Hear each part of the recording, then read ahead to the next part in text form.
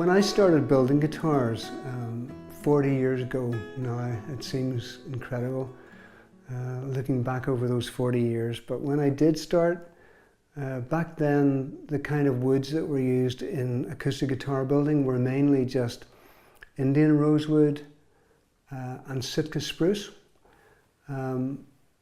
Maybe a little bit of cedar as well, but mostly back then Indian rosewood and Sitka spruce, and mahogany for the back and sides as well.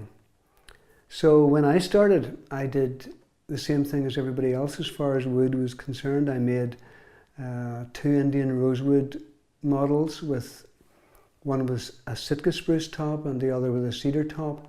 And then I made a mahogany backed guitar with a cedar top. And therefore my experience initially was with those 2 woods. And what I discovered was that mahogany had this ability to produce guitars which were great for recording because they had less overtones, whereas rosewood in general had a deeper, fuller sound, but not quite as clear. So for me, my experience in the early days was just with those very usually used woods, if you like. But there's been an incredible journey since then until now, because I've started to discover, first of all, I discovered walnut. And this is an example of a walnut guitar. So this is a pretty good example of bass tone on Claro walnut. Very highly figured, very decorative, quite light in weight. But what I discovered with it from a tone point of view was that if you wanted a guitar which had incredible definition, then you can't really look any further than a really good grade of Claro or bass tone walnut. Claro walnut is slightly warmer, bass tone is slightly clearer even than Claro, if that's possible. So for anybody wanting to hear individual notes very clearly and to be able to do delicate finger picking and to be able to strum without strumming too heavily, but maybe lighter strumming, then walnut is a great choice. You can hear exactly how clear that is.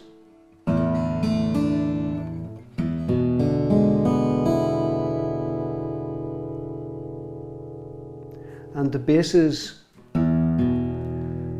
are not too heavy. They are still very clear, and I'm just using my the flesh of my thumb. The trebles are very clear.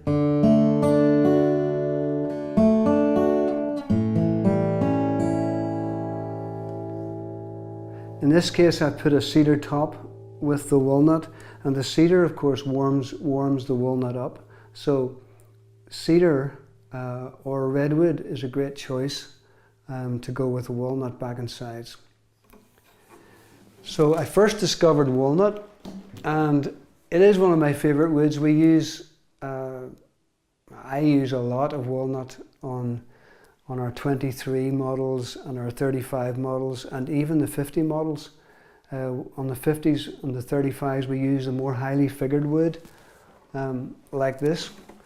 Totally beautiful. The figure actually not only is beautiful to look at, but it also shows that the wood is very hard, and that helps to give the extra projection and clarity that you need. So this is actually an 050 cedar walnut with, in this case, a figured maple soundbox bevel. Then after walnut, one of the next woods that I discovered was Honduras Rosewood, and this is a Pierre Bensusan model, and this is an example of Honduras Rosewood. Very, quite a heavy wood, very dense, also very hard. But the texture of the surface of the wood is very smooth. It's almost glass-like, and therefore the projection that you would expect from such a heavy, hard wood is absolutely there. But because the texture is so smooth, you don't get any lack of clarity. Clarity is so important, but in the case of Honduras Rosewood, you also get depth and fullness. In this case, in the Pierre Ben Susan model, I've put the Honduras Rosewood with Adirondack, and this is the mid-sized body. So you get a very definite projection, exceptionally good for anybody who wants to be able to dig in, play hard, or play sensitively, and the guitar will still answer. Maybe just not quite as sensitive as the walnut, but certainly plenty of fullness and projection. So you can hear there already that there's more of a fullness to the sound, not quite as clear. Quite warm as well. The Adirondack helps with regard to that.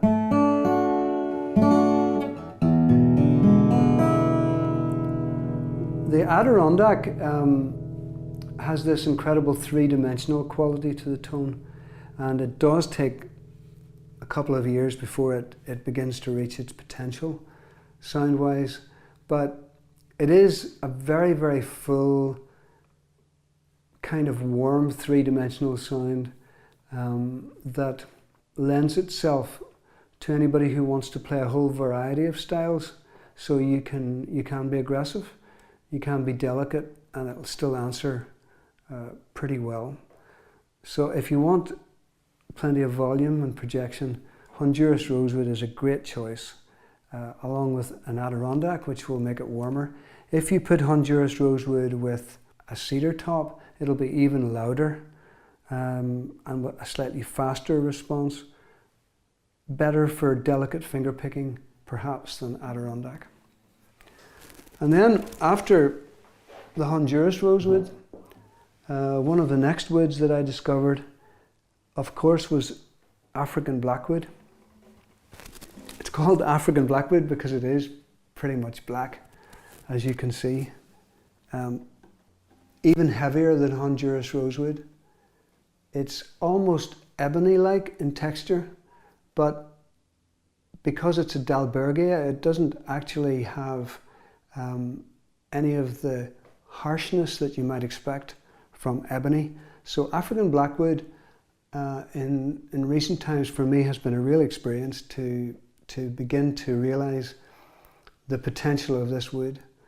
It's because it's very heavy, but the texture is very fine, and because structurally it's very stable and very strong. It provides an incredible, if you like, structure for the soundboard to vibrate on.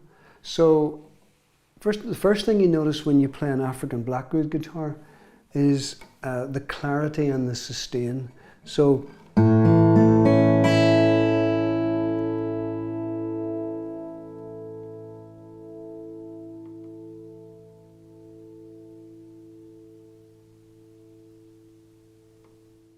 it's still there, I can still hear it. So this structural stability that the African Blackwood provides helps the top to sustain a tad longer than it normally would. In this case, I've put the African Blackwood with a Redwood top.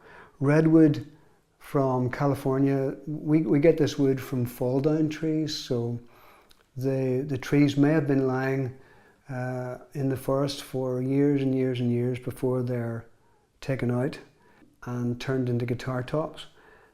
Or even they may have been lying at the bottom of a river for many, many years before they're actually brought to the surface. And that's called sinker redwood. Redwood is maybe of all the woods, all the soundboard woods that I've had the joy of working with over the year, redwood is probably my favorite. Of course, it looks great. It's got fantastic coloration. You know, I just love the depth of color that you get. But much more important than that, there is this warmth to the tone, along with sustain, which is almost unbeatable as a Tonewood in my experience. And if you put it with a rosewood of some sort on the back and sides, you get maybe the best of all worlds, you know, a good compromise between clarity on the one hand and fullness and warmth on the other. And bags of sustain, which of course everybody loves. It's neither too cold nor is it too muddy. So it's very hard to beat. One of the great things about Redwood also is that you can dig in, you can be aggressive without it overdriving, and you can also be delicate, and it will still respond very well. So the sustain is hard to describe. You would have to pick up the guitar and play it yourself. But you can hear on the basses it's still warm.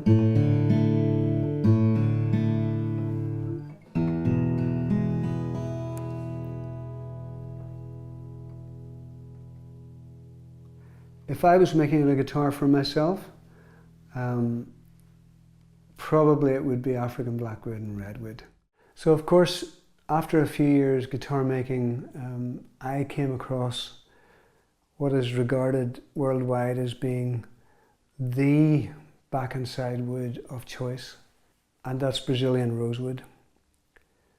And the problem with Brazilian rosewood, in common with quite a few exotic hardwoods today, is that for a variety of reasons it has been plundered in some of the tropical hardwood forests. Sometimes farmers have burnt down thousands upon thousands of acres of forest in order to provide farmland. In other times, in other ways, logging companies have clear-felled vast tracts of forest. And either way, it's very bad, and we shouldn't contribute to it in any way. So back in the mid-80s, governments decided to restrict and even stop the trade in some exotic hardwoods, and Brazilian rosewood was pretty much top of the list. So this is an example of Brazilian rosewood. In this case it's quite dark colour, quite in this case quite chocolate brown in colour, but tone-wise it is regarded probably worldwide as being the best that you can get. Nowadays you're absolutely not allowed to cut the trees down. Therefore any wood which is available has to have a license, and that's correct that it should be like that. And the license actually guarantees that that wood was cut down many years ago, before the restrictions were brought into place. So Brazilian rosewood is very special. I don't know if I would say that it's better than all the rest tone-wise, but certainly it's hard to find anyone that is better than it. Honduras rosewood, I think tonally is just as good. African Blackwood, I think, is absolutely just as good. But I think universally worldwide, Brazilian rosewood is regarded as being the king as far as back and side woods are concerned, because it's not particularly heavy. It's would be middle density, but it is quite hard. The texture of the wood is quite hard and silky smooth, and perhaps that structure contributes to the tonality that you get from it. In this case, it's one of our jazz guitars, and with a redwood top, nylon strings, a crossover instrument, so that you can play nylon strings, but the profile of the neck and the action allow it to be played much more easily than a classical guitar would be. It's designed to be plugged in as well. So really this is a stage instrument for anybody who wants to play nylon string guitar on stage. And tone-wise, well, you probably can't get much better.